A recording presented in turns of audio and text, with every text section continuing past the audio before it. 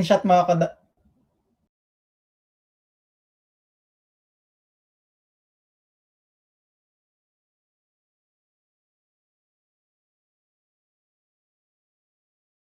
Hello there and welcome to the new channel. Here to help you see The new you. My name is Carmine Ortega. Dennis Calamba. This is Nato Agbayani. My name is Juan Lu. I'm Chino. I'm Trisha. This is Apple Manansada. This is Attorney Carlo Ibanez. This is Attorney Sheila Santiago. This is Angie. This is Argamit. My name is Dante Salama. This is Jesse Francis Rebastillo. I'm Dania Cunha. Mon Mendoza. I am Mapet Rahina. I'm Leo Bryan. Mike. Nice one, dear. Sir Al Ian Barcelona. Marvin Salazar. This is Sunny Haldons. Heidi Lumainos. This is Ivan Jude. Patrick Geronimo. Alan Perez. My name is Erwin Ursua. My name is Bob. My name is Lloyd Luna and this is Future. The Talk. Family Business. The Puppet Stories. After Shift. PNC Town Hall. YOLO. Marketplace. The Home Buyer. HR Hotline. Danny Art Show. Healthline. Foreign Affairs. COVID stories. Awesome Day Show. Thank you. Money and more. Cybernext. Women at Work. Win Within. Port Project. The Big Picture.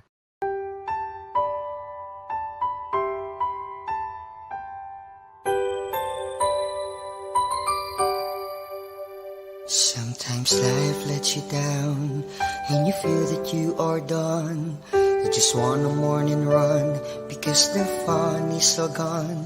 But sometimes life makes you proud when you look far and wide, when you leave the pain behind and see the brighter side. TNC gives you inspiration. TNC reignites your passion. TNC starts your transformation. TNC helps you see the new you. Sometimes life makes you blind and you choose something bad. You just wanna cry and hide and save your face from the crowd. But sometimes life makes you see the beauty in you and me. When you look up above, there is God and there is love. TNC gives you inspiration. TNC reignites your passion. TNC starts your transformation. TNC helps you see the new. We're here to help you see the newness of life. We're here to help you feel your hope is so real. You got the power to see. We'll help you see the new you. TNC gives you inspiration. TNC reignites your passion. TNC starts your transformation. TNC helps you see the new you.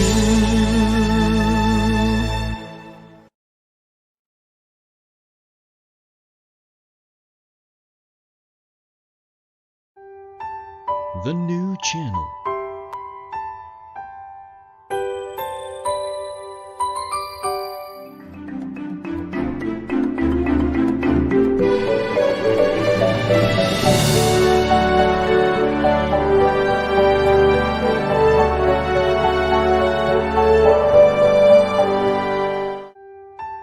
The new channel.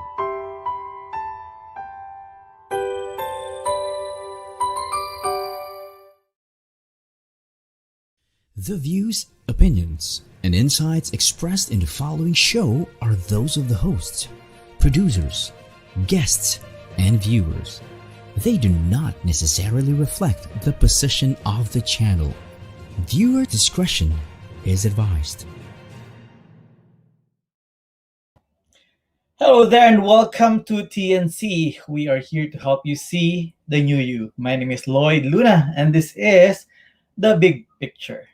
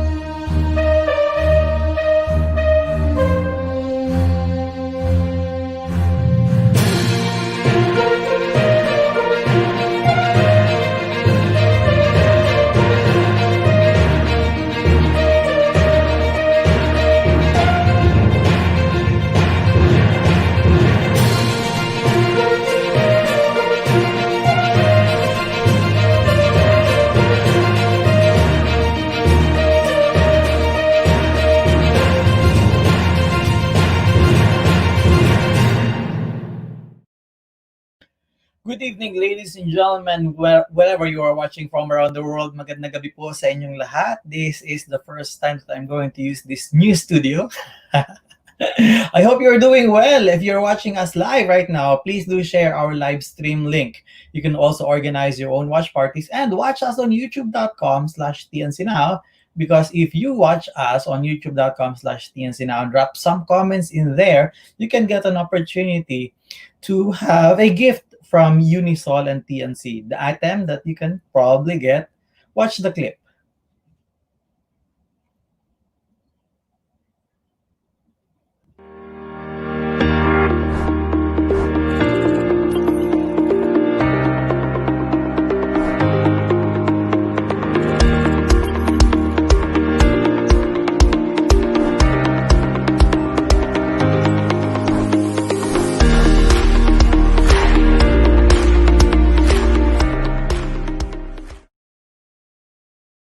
That's a washable face mask courtesy of Unisol and TNZ. Hello, Jesse Bustillo. Thank you so much for tuning in and for watching. You can get that if we choose you to be the lucky viewer for tonight. Again, watch us on youtube.com/TNC now to get an opportunity to have a gift from Unisol and TNC. So wag po kayong mawawala.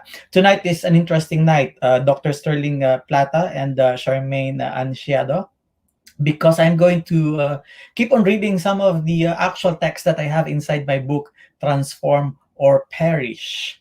I hope you can join me in my discussion for tonight, because this is actually something that I'm really proud to give you tonight, because on Thursday, the 21st of January at 1 to 4 p.m., I am inviting you to watch Transformed.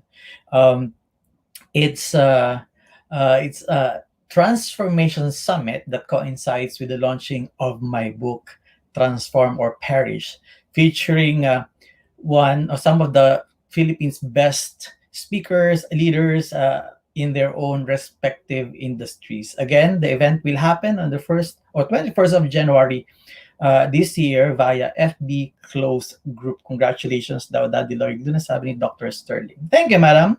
Thank you so much for that. The book will be launched on the same day, Transformed, during the Transformation Summit. Just go to leadership.ph to register for free. Now, let me start reading.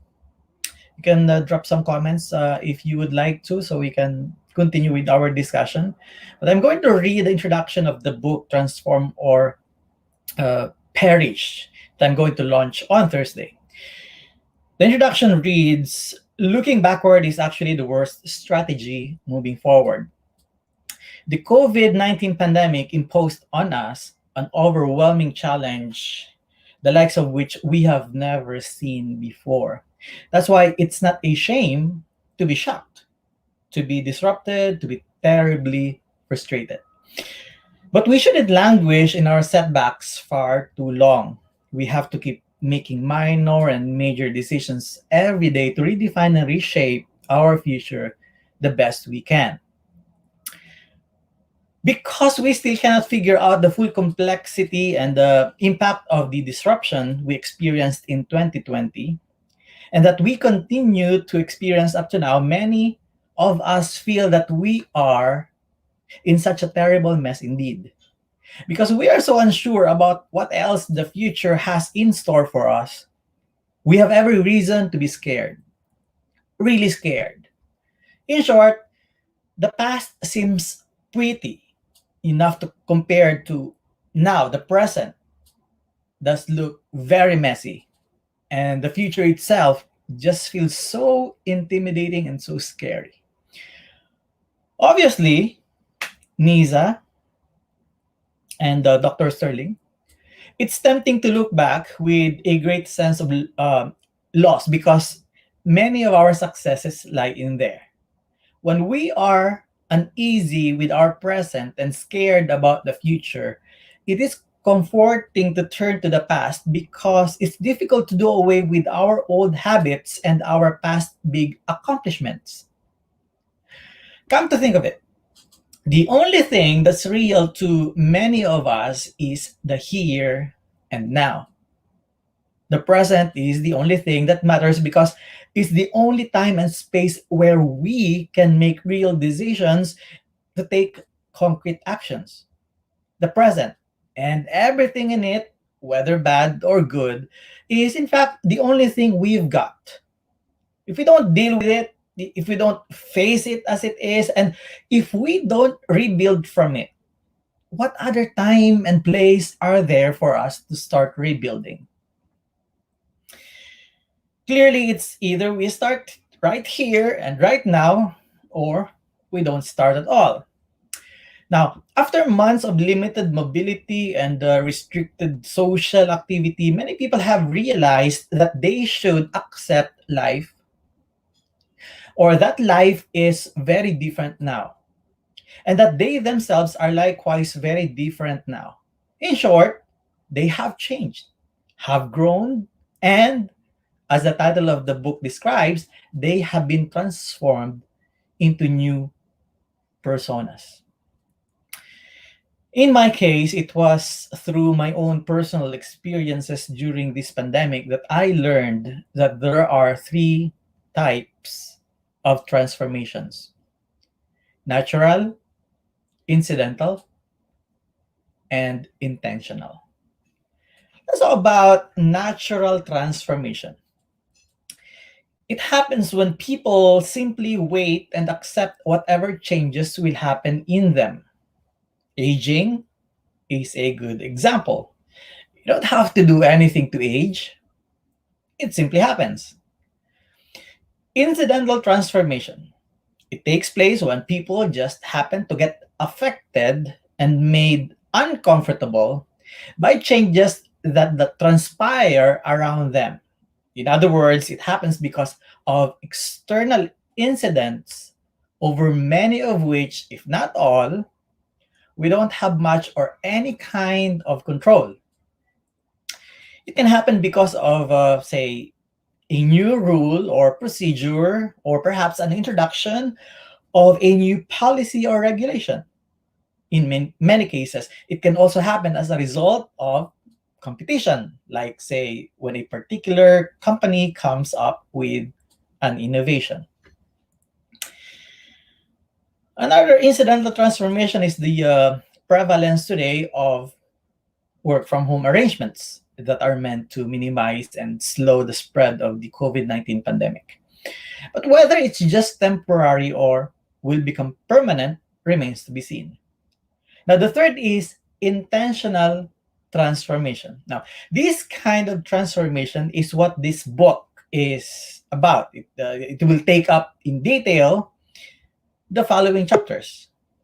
People undergo this kind of transformation when they get to understand the situation and thereafter develop and purposefully observe a specific action framework, zones, processes, and competencies to effect change. It occurs when people consciously influence their choices and actions to take new forms within that new framework. Hello, Mom and Dad, watching live from Australia. Hello, Roy. How are you?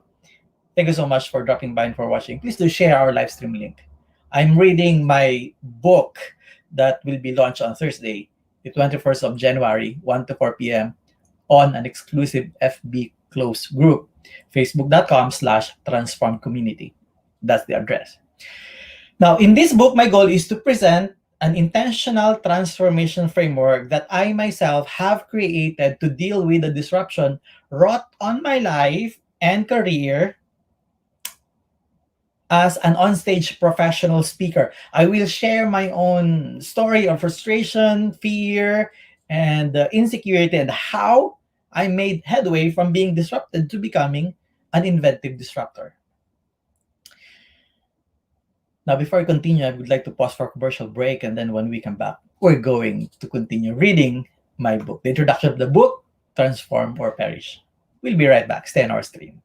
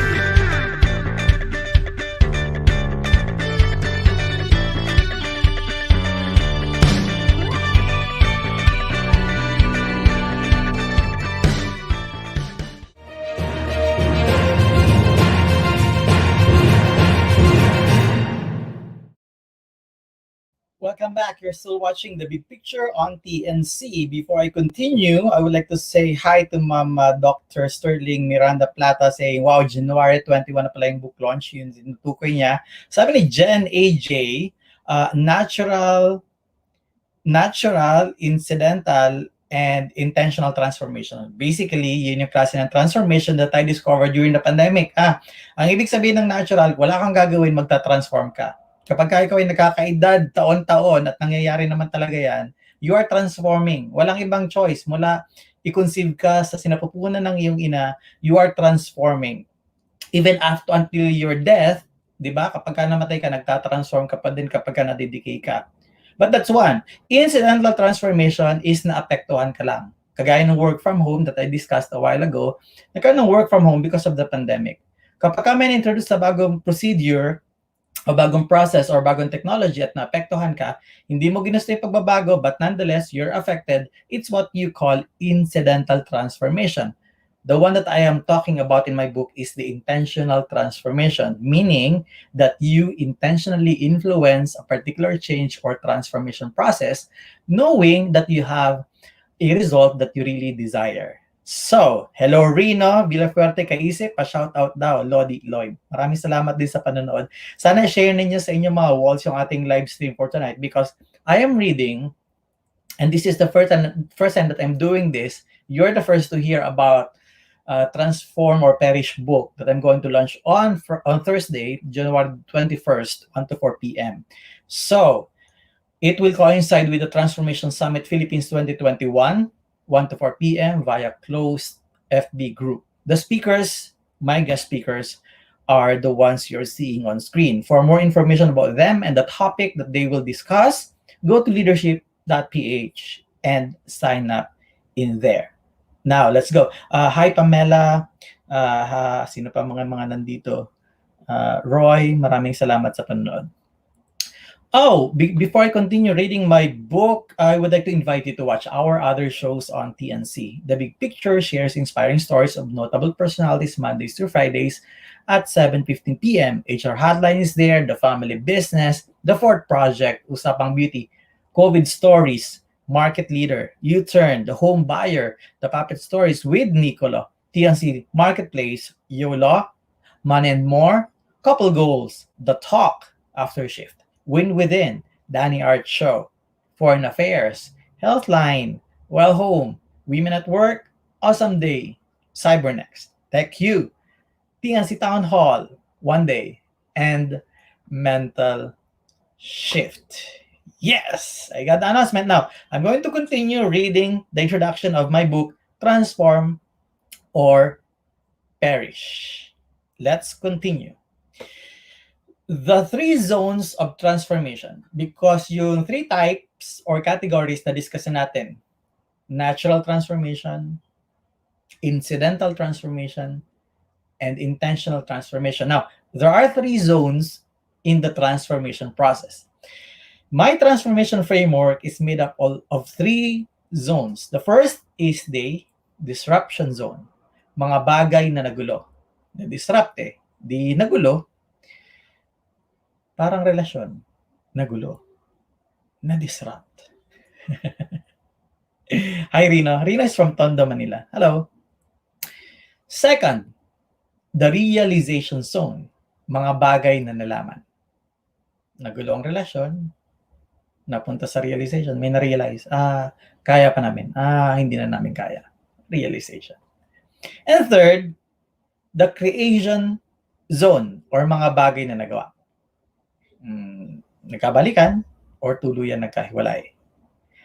So whether you are in a relationship or whether you want to apply this in your relationship, personal relationship, or your financial life, or your career, or your business, yung transformation ay laging may tatlong zones.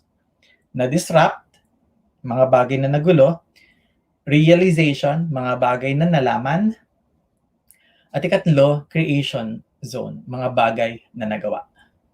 Kapag ka ikaw ay may bagay na nagawa, one of these days, madidisrupt na naman yan. Kung naisalba mo ang relationship mo ngayon, madidisrupt na naman yan. Magre-realization zone ka na naman, may malalaman ka, at base sa nalaman mo, mag-create ka ng bago. Either itutuloy nyo pa, for example, yung relationship, or you will decide to end it. So yung zones na yung paikot-ikot lang from disruption to realization to creation to another disruption, another realization, and creation. Yun yung tatlong zones ng transformation. I hope I'm making sense. In the succeeding chapters of my book, I will enumerate the 3 processes that bridge these zones. May tuloy pa pala yun. May tuloy pa yung disruption, realization, sa creation. Namely, introspection, exploration, and innovation. Introspection, exploration, innovation. Yun yung bridge na tulay o yung tinutuloyan ng disruption to realization to creation. Now, supporting the processes are 3 competencies that give us the power to undertake them: agility, creativity, and non-conformity. Those are the 3 competencies that you need. This framework aims to give you a fresher, more incisive look at the transformation process for individuals and for organizations as well. We may have different stories to tell about major changes this global pandemic has wrought in our life, but I believe that most of us have pursued similar ways of finding our way out of the mess that the pandemic continues to inflict on us. 2 concrete stories form my primary basis for creating this transformation framework of mine: the founding of the New Channel Media Corporation and my decision to become a Sergeant Reserve in the Philippine Air Force. They are both unexpected journeys, in fact, totally unplanned undertakings or accomplishments that happened during what otherwise could have turned out to be a totally wasted year. Hello, Keith. Thank you so much for watching. I hope you can share the live stream link. The truth is that whether we like it or not, transformation happened or will happen to us all. Walang tanong-tanong doon. If we don't transform intentionally, someone or something will come along to cause it to happen to us. Di ba? Wala kang magagawa eh. Darating at darating yung nangyayari yung transformation, whether you like it or not. Whether you're involved in it or not, you are intentionally influencing the transformation or you just become a victim of it. Nangyayari talaga siya. And nature has its way of transforming us. Nature. The people around us can force us to shape up. Each of us have the power of bringing about those changes in ourselves. Whichever way we choose, and even if we don't choose to change in any way at all, we are likely to end up getting transformed anyway. Some people are fully aware of this transformation as it happens. Some are not. Some simply don't care. But to live your life to the fullest, especially if you look at or fancy yourself as a leader, you must know how intentional transformation happens. That way, you will know where you stand and how to make the best possible use of the transformation that you are deliberately doing to yourself. Long before this pandemic came upon us in early 2020, transformations of all kinds, nature, and magnitudes have actually been taking place in our homes, in our organizations to which we belong, and in the communities where we live. But we took those transformations very lightly, probably because we felt they were not as important as making record-breaking sales or winning the marketing wars that we might be engaged in, or winning in the innovation rivalry in our own lines of work. This book, Transform or Perish, that I am writing, seeks to describe this phenomenon. It is an attempt to formulate the principles and the processes and applications of intentional transformation so you can better guide yourself as it happens. Find out what to do next when serious disruption occurs and develop actionable ways to apply the transformation framework in your business, in your work, and in your life as a whole. Every crisis creates chances. Every day we get a chance of doing something in the hope that one day we will win. We'll become a better person for others, and we'll get to understand the world around us in an altogether new light. In this time of the pandemic, we have that singular opportunity. We got the opening to create intentional transformations that can change the way we see the world, the way we decide on matters that greatly affect our lives, and the way we want to shape our very own future. But first, we need to answer an important and very crucial question. And the question I'm going to pose when the big picture and TNC returns. Stay on our stream. We'll be back.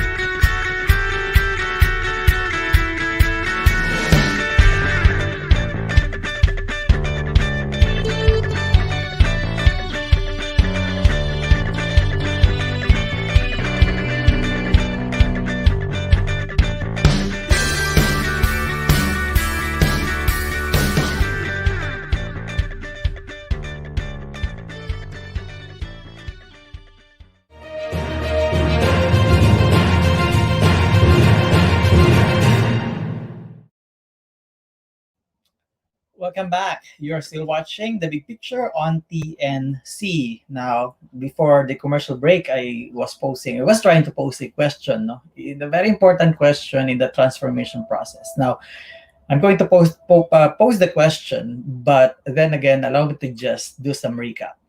In transformation process, whether you like it or not, it happens to us all. Okay? Whether or not it's natural transformation, nature ang bahala doon, or incidental transformation, naapektuhan ka, kaya ka na-transform, or intentional transformation, the one that I am writing about, ibig sabihin, inimpluwensyahan mo yung pagbabago na gusto mong mangyari. Hindi ka lang naghintay na mabago ka, ikaw mismo yung gumagawa ng paraan para mabago ka because of your desire to be that renewed someone.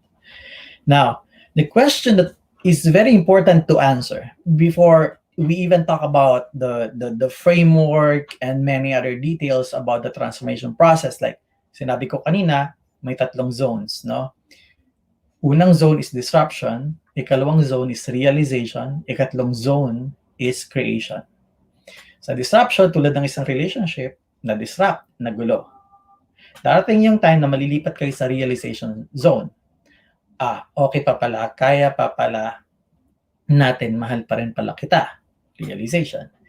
Sa creation zone, either mag-break kayo or ituloy nyo. In this case, since naintindihan nyo na kaya nyo pa pala, di kayo pa. Great. And then that creation will have to be challenged again. Babalik ka doon sa disruption, mag-realize ka ulit, and then mag-create ka na naman ng bago. So whether you want to apply this in your relationship or your business or your organization, your team, your sales, kahit saan nyo ilagay, yung transformation process is laging may tatlong zone: disruption, realization, and creation.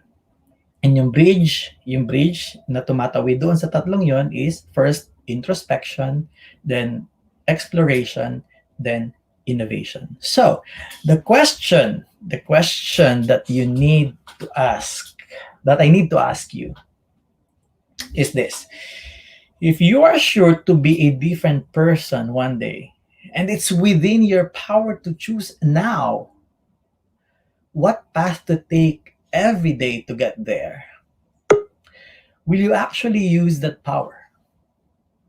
Or will you simply wait for that day when you are no longer the same person that you are right now? Let me ask the question again. If you are sure to be a different person one day, and it's in your power to choose now what path to take every day to get there, will you actually use that power, or you will simply wait for that day when you are no longer the same person that you are right now? The book Transform or Perish can show you how to acquire and use that power. I'm inviting you to join the Transformation Summit Philippines 2021 that will happen on the 21st of January, 1 to 4 p.m. on a closed Facebook group. The group is facebook.com/transformed community. Now, to register and to know more about the profiles of the speakers that I have invited to guest in the summit, please go to leadershipspeaker.ph. You can also register there and browse some of their credentials. If that applies to you and you will benefit, register now. And also, the event coincides with the launching of my book, Transform or Perish, the same day, 21st of January, 1 to 4 p.m. So I think that's all the time that we have for tonight. I would like to thank you for listening to the content of my book, Transform or Perish. Now, kung mapapansin ninyo, kahapon, nagbasa din ako ng preface at the foreword na binigay ni Presidential Advisor for Entrepreneurship, Joy Concepcion.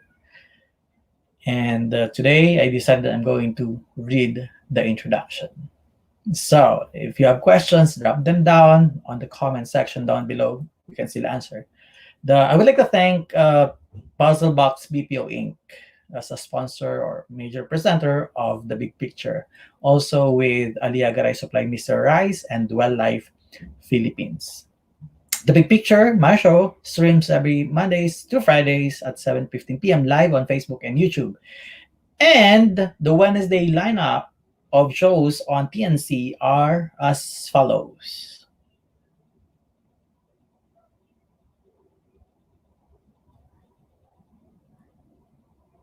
Okay. Are they? The Wednesdays lineup. Yes. Cybernext, Healthline. Cybernext is at 12 noon. Healthline is at 4 p.m. Couple Goals is at 5:30 p.m. Of course, my show. And at 8:30 p.m. after shift. I would like to thank you again for watching The Big Picture tonight. And I'm going to see you again tomorrow for another maybe reading of the first chapter of the book, Transform or Perish. Good night, everyone. Is there a next show? Wala muna ngayon, no? Wala na. Okay, sige. So, I'm going to see you again tomorrow night. Bye-bye and good night, everyone. Have a great evening.